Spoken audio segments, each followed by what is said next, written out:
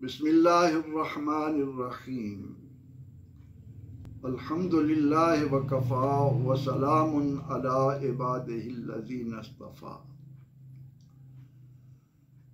परवरदिगार आलमीन का शुक्र बजा लाते हुए कि उसने हमें ज़िंदगी में एक बार फिर इस्लामी साल की बरकतों से फ़ायदा उठाने, अपनी ज़िंदगियों में इनकलाब बर्पा करने की तौफीक अता की, मौका बहम पहुँचाया। माह मुहर्रमुल हराम का एक एक दिन अपने अंदर अल्लाह ताला की जिन अज़मतें हमारे सामने रखता है, नबी रहमत सल्लल्लाहु अलैहि वसल्लम की प्यारी प्यारी सुन्नतें हमारे सामने रखता है, उनमें गौर व फिक्र करने से ही हमारी जिंदगियों में इनकलाब आएगा। जब तक हर कलमा पढ़ने वाला इस हकीकत को दिलो दिमाग में नहीं बिठाएगा कि अल्लाह जल्ला शानहू और उसके रसूल ज़ीशान सल्लल्लाहु अलैहि वसल्लम ही मेरे खैरख्वाह हैं, मुझसे मोहब्बत करने वाले हैं, मुझे चाहने वाले हैं, उनकी तरफ से मिलने वाली एक एक अदा मेरे लिए जिंदगी शीरी बनाती है, इसमें लज्जतें लाती है, इसमें रंग भरती है। माह मुहर्रमुल हराम हमारे लिए जो पैगाम लाया है, उसमें एक पैगाम ये भी है कि ए कलमा पढ़ने वालों, ए उम्मत मुस्तफ़ा सल्लल्लाहु अलैहि वसल्लम के शर्फ से नवाजे जाने वालों, इस माह मुबारका की 10 तारीख में मूसा अलैहिस्सलाम के साथ एक वाक़या रूनुमा हुआ। आपने पूरी जिंदगी फिरौन और उसके वज़रा के कल्ब व ज़मीर पर दस्तक देते हुए गुजारी। हुक्म मिला था कूला लहू कौलन लय्यना, ए मूसा व हारून अलैहिस्सलाम, इनके पास जाओ, हामान को, फिरौन को नरमी के साथ, हिकमत और दानाई के साथ उनकी हकीकत बयान करने की कोशिश करो, उनको समझाओ, वो बंदगी की तरफ आए, आका ना बने, मौला ना बने, मालिक ना बने, खालिक ना बने, रब ना कहें अपने आप को। याद है ना, फिरौन कहता था आना रब्बुकुमुल आला, मैं तुम्हारा सबसे ऊंचा, सबसे बड़ा परवरदिगार हूं, माअज़ल्लाह माअज़ल्लाह। उसकी हकीकत क्या थी?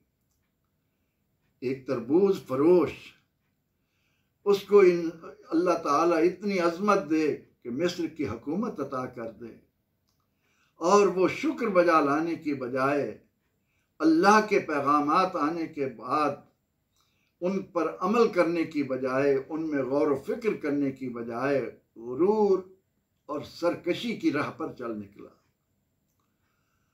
मूसा अलैहिस्सलाम ने बहुत समझाया, लेकिन हर बार वो अपने आप को भी धोखा देता रहा। जादूगरों का इतना बड़ा एक इनकलाब देखकर, अल्लाह की कुदरत का एक जलवा देखकर भी उसका दिल न पसीजा, उसने अपनी हकीकत ना जानी। नतीजा क्या हुआ कि मूसा अलैहिस्सलाम अल्लाह ताला के हुक्म से अपने पैरोकारों को लेकर रात की तारीकी में मिस्र छोड़ गए कि यहाँ से हिजरत कर जाएं।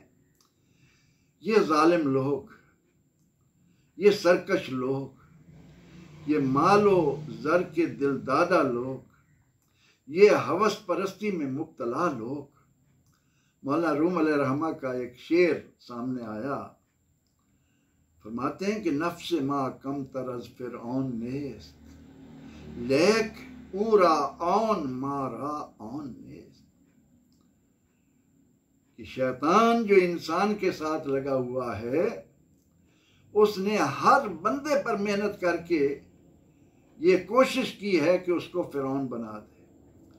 मौलाना फरमाते हैं कि हमारा नफ्स फिरौन से कम नहीं है, लेकिन उसके पास साजो सामान था, हमारे पास साजो सामान नहीं है, इसलिए हम वो दावा नहीं कर सकते, नहीं करते जो फिरौन ने किया। अगर हमारे पास भी वो वसाइल आ जाएं, इन्हें वसाइल ने तो यजीद को भी इस मकाम तक पहुंचाया ना। यही तो मुहर्रम उल हराम की हकीकतें हैं जिनको जानने की कोशिश करना है कि यजीद और उसके हवारी वहाँ इक़्तिदार मिल गया, अब इस राह में हर कांटा दूर कर दो ताकि खूब शिकार और सियाहत हो, खूब शराब नोशी हो, खूब ऐश और इशरत के सामान हो। ये भूल गया कि यही मुहर्रम उल हराम जिसमें वो नवासे रसूल सल्लल्लाहु अलैहि वसल्लम को ज़ेर करना चाहता है, उनसे बैत लेना चाहता है, उन्हें अपने असर रसूख में लाना चाहता है, ये कितनी बार तारीख में हो चुका। मुहर्रम उल हराम का ये पैगाम हमें सामने रखना है कि एक तरफ फिरौन और उसका साजो सामान है और दूसरी तरफ मूसा अलैहिस्सलाम और हारून अलैहिस्सलाम सिर्फ अल्लाह की ज़ात पर तवक्कुल किए हुए कितने मौजज़े दिखाए, कितनी निशानियां देखी, लेकिन इन सब के बावजूद जब फिरौन का गुरूर, उसका तकब्बुर, उसके मालो ज़र का नशा उसको इंसानियत की तरफ झांकने पर मायल न कर सका, तो मूसा अलैहिस्सलाम अपने साथियों को लेकर वहां से चल पड़े। अब जब फिरौन को मालूम हुआ तो उसने भी अपने लश्कर इकट्ठे किए और कहा इन्हें मत जाने दो, इन्हें पकड़ो। बहुत बड़ा उसने लश्कर तैयार किया और खुद उसकी क़यादत करते हुए चल पड़ा। अब मूसा अलैहिस्सलाम अपने साथियों को लेकर नील के किनारे पर पहुंच चुके हैं। आगे दरिया का तलातुम है, मौजें हैं, और पीछे फिरौन अपने लश्कर के साथ आता दिखाई दे रहा है। ये हैं वो मराहिल जिनमें इंसान सब्र और इस्तिकामत के साथ अपने रब ताला के दामन से वाबस्ता हो जाए, उसकी ज़ात पर भरोसे को अपना सरो सामान मताए जां बना ले। साथी घबरा गए कि मूसा अब क्या होगा। आगे जाते हैं दरिया में गर्क हो जाएंगे, यहाँ रहते हैं फिरौन का लश्कर आकर अपनी ताकत के बलबूते पर हमें मिलिया मेट कर देगा। अल्लाह का नबी अल्लाह से जो ताल्लुक रखता है वो आम आदमी की समझ में नहीं आता। अल्लाह जब साथ दे दे तो फिर कोई भी उसका बाल तक भी का नहीं कर सकता। ज़रूरत तो मुहर्रम उल हराम के पैगाम की इसी बात को समझने की है कि आज हम इस माह मुबारका की आमद पर तारीख़ इस्लाम के एक अजीम सानहे को याद करके आंसू बहाते हैं, सीना को भी करने तक लग जाते हैं। पशेमानी और गम का एक अंदाज हमारे अंदर दर आता है, लेकिन क्या इस सब कुछ के नतीजे में कभी हमने ये सोचने की कोशिश की कि जो भरोसा नवासा रसूल सल्लल्लाहु अलैहि वसल्लम ने अपने अल्लाह पर किया, उन्होंने जिस तरह अपने आप को अल्लाह से मिलाया। दोस्तों, यहाँ एक बात कहता चलूं, 9वीं और 10वीं मुहर्रम की दरमियानी रात है।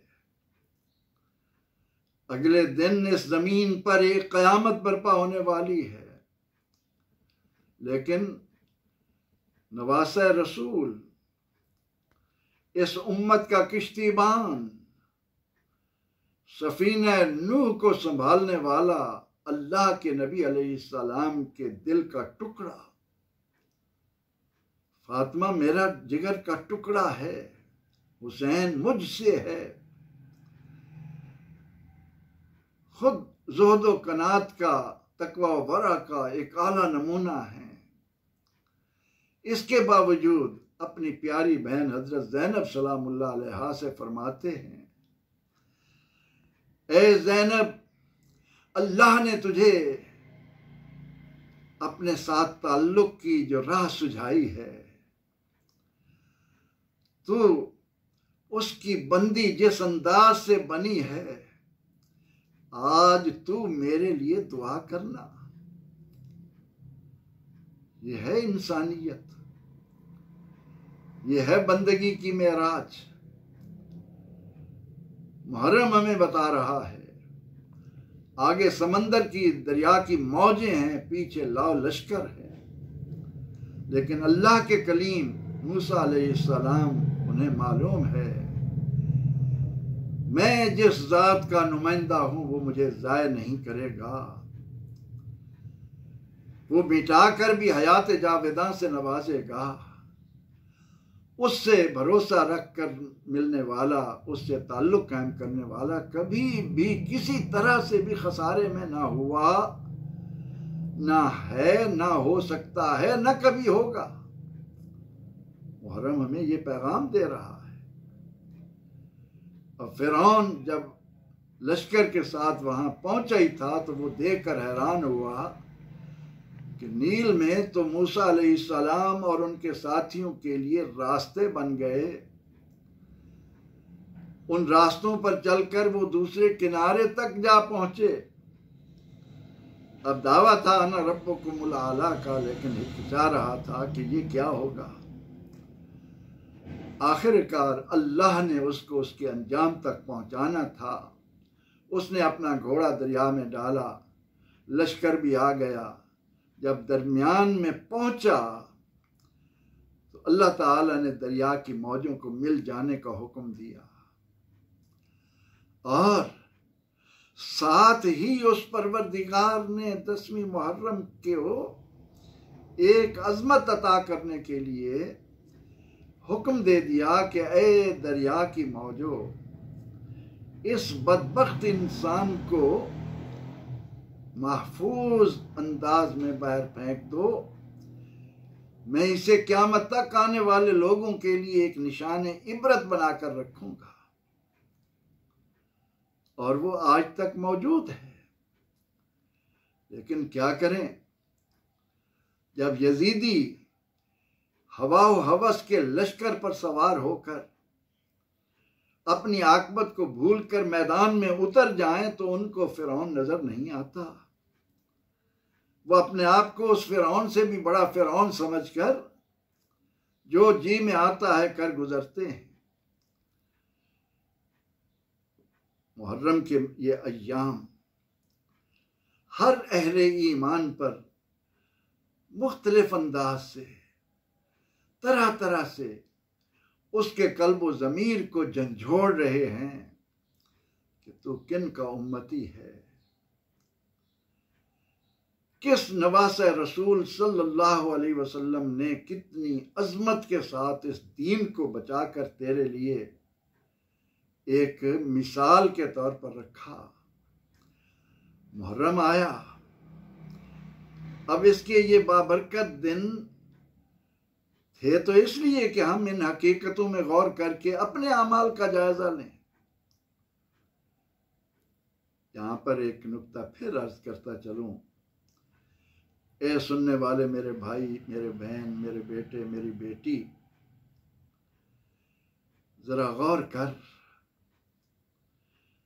क्या इमाम आली मकाम यही दर्श दे गए?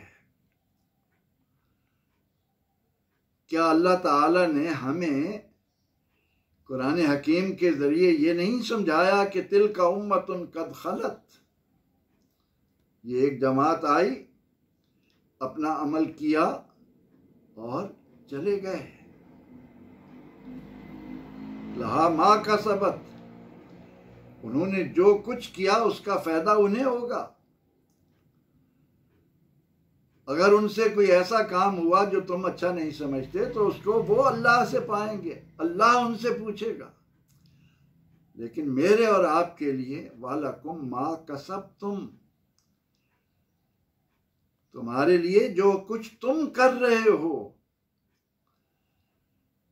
वाक़या करबला का पैगाम यह है कि तू क्या कर रहा है।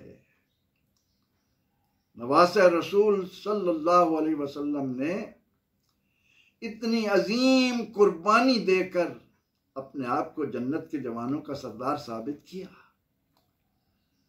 वो बुलंदियों पर गए।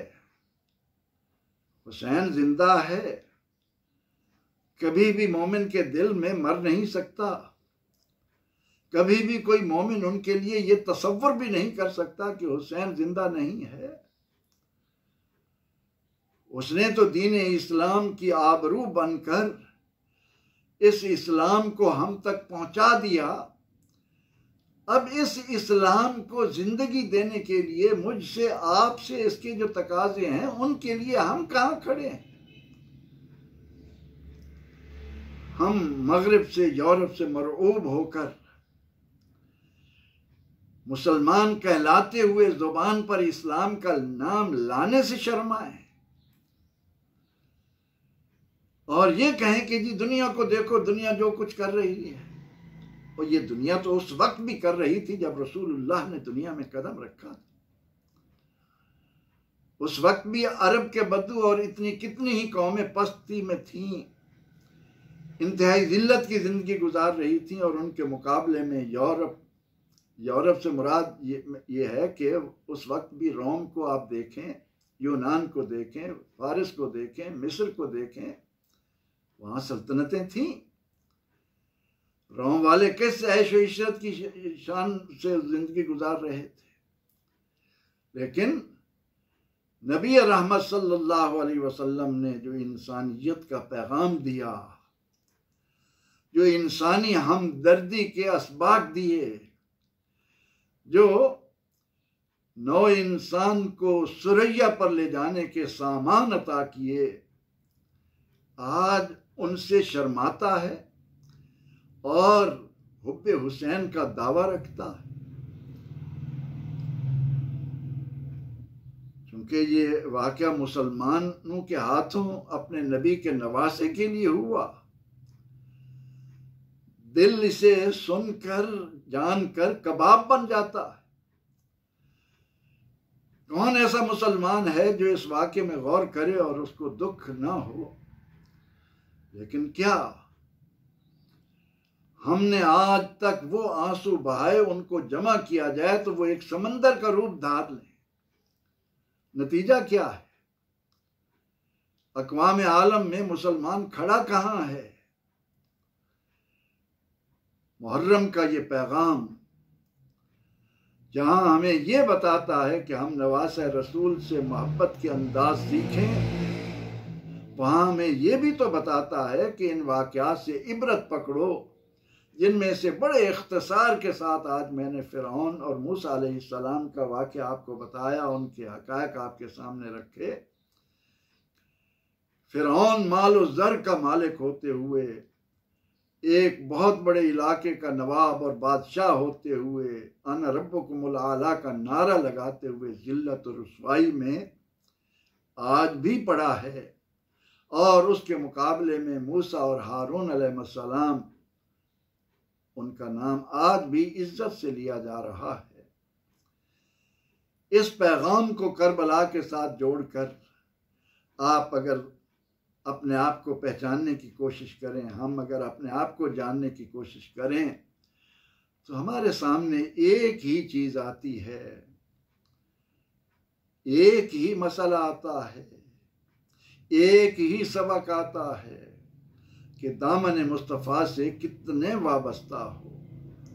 दावे की हद तक नहीं, अमली हद तक। दावा तो हम जुबान से बार बार मदीना की रियासत, मदीना की रियासत, मदीना की रियासत, लेकिन रिवाज क्या पा रहा है? मुआशरा किधर जा रहा है? हम पाकिस्तान को किस जानिब धकेल रहे हैं? हम अवाम के सामने क्या नमूना ला रहे हैं? देखना तो ये है। और साथ ही साथ, जैसा कि मैं अपने हर इन दिनों में आप तक पहुँचाने वाले पैगाम में जिक्र कर रहा हूँ वो ये कि मुझे और आपको अपनी फ़िक्र करनी है। अगर मैंने 10 रोज़ा मजालिस की सूरत में इमाम आली मकाम की और उनके रफ़ाक़ा की मोहब्बत के साथ साथ अपने दिल में सहाबा किराम रिदवानुल्लाह अलैहिम अजमईन के बारे में निफाक पैदा किया, मेरे अंदर नफ़रत आई, मेरे अंदर उनसे दूरी पैदा हुई, तो मेरे लिए ये 10 दिन मुहर्रम के आए और गुज़र गए। इस ज़मन में जो बात आज आपको अहले बैत इत्तहार की ज़ुबानी फ़ारूक आज़म रज़ियल्लाहु अन्हु के लिए सुनाना चाहता हूँ, उसके रावी हैं हज़रत अबू जाफ़िर मोहम्मद बिन अली। हज़रत अबू जाफ़िर मोहम्मद बिन अली रज़ियल्लाहु ताला अन्हु रावी हैं, उनसे बयान करने वाले हैं हज़रत कसीर। वो कहते हैं कि उनसे सवाल हुआ कि अबू बकर और उमर रज़ियल्लाहु ताला अन्हुमा, इनके मुताल्लिक आप क्या कहेंगे? तो ये सुनकर उन्होंने फरमाया कि अबू बकर और उमर से बुग़्ज़ मुनाफ़िक़त है। फरमाया कि अंसार से बुग़्ज़ मुनाफ़िक़त है। फिर फरमाया कि ए कसीर, जो शख्स इन 2 फरामीन में यानी अबू बकर उमर और अंसार से मुतल्लिक रसूलुल्लाह सल्लल्लाहु अलैहि वसल्लम की बात पर शक करे तो फ़क़द शक्क फ़ी सुन्नह, तो उसने सुन्नत में शक किया। हमें अपनी फ़िक्र करना है, अपने अखलाक का, अपने आमाल का जायज़ा लेना है, अपने दिल को अहले बैत इत्तहार की मोहब्बत से मामूर करके अपनी मंजिल की जानिब बढ़ना है, ना कि उसका ये तकाजा है कि माज़अल्लाह हम नफ़रतें परवान चढ़ाएं, एक दूसरे से दूरियां इख्तियार करें। मुहर्रम प्यार लेकर आता है, ये तो है ही महीना हुर्मतों वाला। इसमें इन बातों से क्या गरज के कलमा भी पढ़ें और कोनों खुदरों में जहाँ मौका मिले मजालिस में, मसाजिद में, और जहाँ मौका मिले नफ़रतें भी बांटें ना। ये तो मैं एक एक पैगाम आपको सैयदना फ़ारूक आज़म रज़ियल्लाहु अन्हु से मुतल्लिक वो दे रहा हूँ जो अहले बैत इत्तहार के पाकीज़ा अफराद उनको अता कर रहे हैं। अभी ये बात तो मैंने छेड़ी ही नहीं कि उमर रज़ियल्लाहु अन्हु अहले बैत इत्तहार से कितनी मोहब्बत करते थे, वो इस घराने को कितनी अहमियत देते थे। तो आज के इस मुख्तसर से पैगाम में मैंने आप सुनने वालों तक ये बात पहुँचाई कि मुहर्रमुल हराम के वाक़े मूसा और फ़िरौन को सामने रख कर जायज़ा लें और साथ ही साथ इस बात को भी मद्देनज़र रखें कि हमारे दिल नबी अलैहिस्सलाम की आल की मोहब्बत से इस तरह सरशार हों कि हम भी उनके नक्श कदम पर चलते हुए इस्लाम की अज़मत के लिए अपना सब कुछ लुटाने का जज्बा पैदा करें, ना कि उन मजालिस से हमें कोई ऐसी बातें मिलें जिनकी वजह से हम कल क़यामत के दिन रुसवाइयों और ज़िल्लतों का शिकार हों। अल्लाह ताला हमें सही समत में चलने, सही सोचने और ऐसे उमूर को अपनाने की तौफीक अता करे जो हमारी दुनिया और आखिरत को बेहतर बनाने वाले हों। आमीन। व आखिर दावाना अनिल हम्दुलिल्लाहि रब्बिल आलमीन।